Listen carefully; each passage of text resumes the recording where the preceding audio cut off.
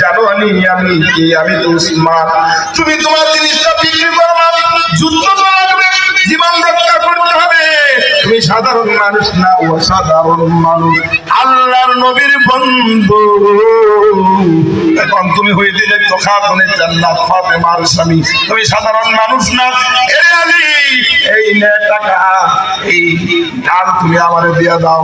ডাল দিয়া দিল আলী রাদিয়াল্লাহু তাআলা আনহুকে। হযরতে উসমান রাদিয়াল্লাহু তাআলা আনহু কিছু টাকা দিয়া দিলেন। এবার উসমান রাদিয়াল্লাহু তাআলা বলে, আলী, এই ডাল কার? আপনার কিনে নিয়েছেন, মালিক আপনি।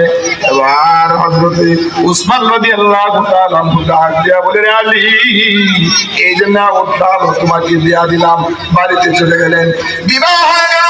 বিশ্বনবী রাহমাতুল লিল আলামিন আল্লাহ তাআলা ডাক দিয়া বলে, নবী,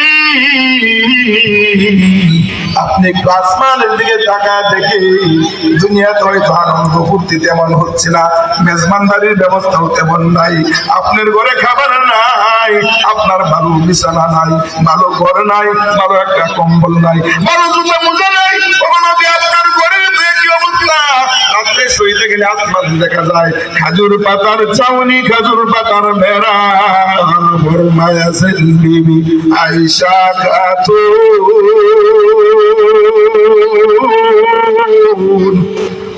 মাস যাইত নবীর চুলাই না জ্বলত আগুন, আর না যদি তো একটি দানা খেজুর কোনদিন।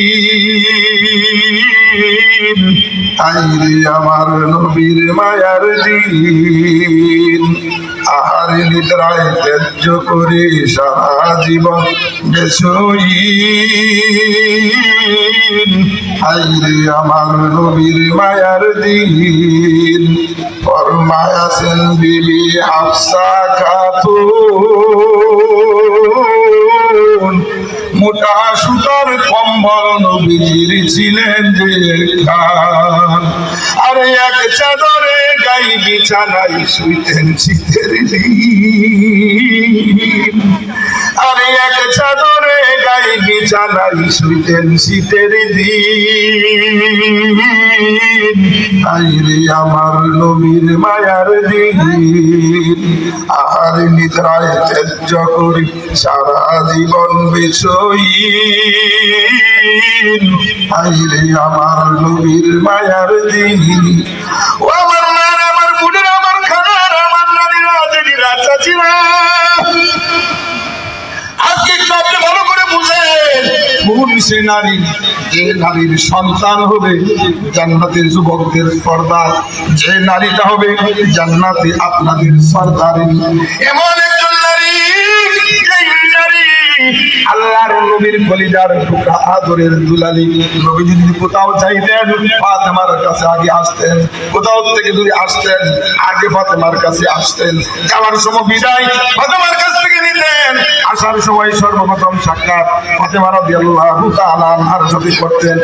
এত এত এত বেশি মহব্বত হযরত ফাতেমা রাদিয়াল্লাহু তাআলা আনহাকে করতেন। সেই ফাতেমা রাদিয়াল্লাহু তাআলা আনহার বিয়ে হয়, এমন কোনো অনুষ্ঠান নাই, উৎসব নাই, আনন্দ ফুর্তি তেমন নাই। নবীজি একটু ভারাক্রান্ত হৃদয়, আমার মেয়ের বিয়ে হয়, আমি মেজবানি করার মতো তেমন কিছু টাকা পয়সা নাই। আল্লাহ তাআলা বুঝে ফেললেন। আল্লাহ বলে, নবী গো, আমাকে গালি দিলে আমি সইতে পারি, আপনাকে কেউ গালি দিলে আমি সইতে পারি না। আপনার মুখটা যদি বেজার হয়, আমি আল্লাহ সইতে পারি না। ও গো নবী, মন খারাপ কেন? ফাতেমার বিয়ার অনুষ্ঠান বড় করে করতে পারতেছেন না, টাকা নাই, পয়সা নাই, আরো বিছানা নাই, গাড়ি নাই, বাড়ি নাই।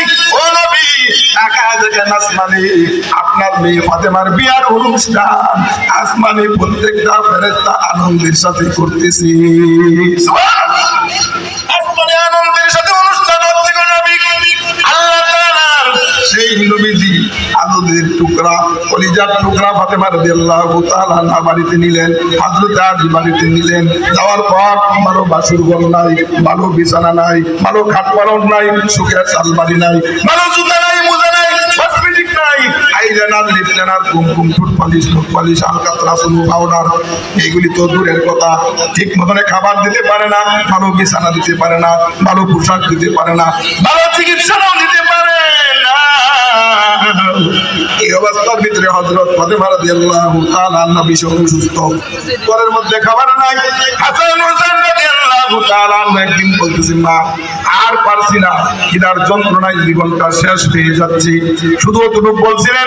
ফাতেমা রাদিয়াল্লাহু তাআলা হাজার হইলে তো মানুষ, একজন মা সন্তানের কষ্ট, ক্ষুধার যন্ত্রণা সইতে না পেরে শুধু বলছিলেন, শুধু আমার দেখোস, তোর বাপের কি দেখোস না।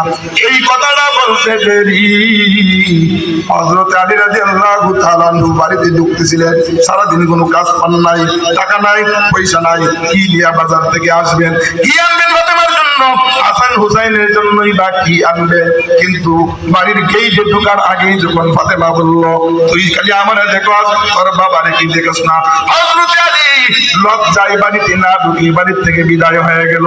আল্লাহ তাআলা হযরত আলীর এই কষ্ট সইতে পারেন না, সঙ্গে সঙ্গে আল্লাহ তাআলা নবীর কাছে ওহী পাঠায় দিয়েছেন, গো নবীজি কি সর্বনাশ হয়ে গেছে আপনি জানেননি, কি হয়েছে ভাই ইব্রাহিম? ও ফাতেমা এই কথাটা বলে দিয়েছি, ফাতেমারও খাবার নাই, ফাতেমারও খাবার নাই, হযরত হাসান হুসাইনের পেটে খাবার নাই।